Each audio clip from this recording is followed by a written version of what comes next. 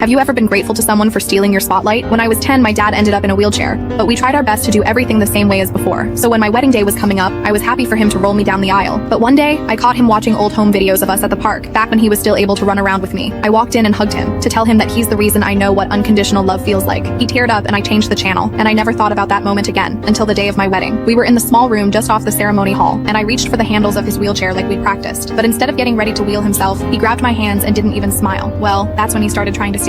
My heart dropped because the aisle was at least 50 feet, and he hadn't walked more than 10 since the accident. The room went silent, and all the eyes shifted from me to him. When he stood up, I looked at him, and that's when he finally smiled and said, "Just trust me." Turns out he'd been in intense physical therapy for over a year, all for my big day. I thought I'd be the one holding him up, but honestly, I think he was holding me. By the time we made it down the aisle, half of the audience were in tears and blowing their noses. He stole the spotlight that day, and we now have this incredible inside joke for the rest of our lives together. Have you ever been invited to dinner under false pretenses? Late at night, my cousin called me, asking if I wanted to grab a quick bite with her and her friend.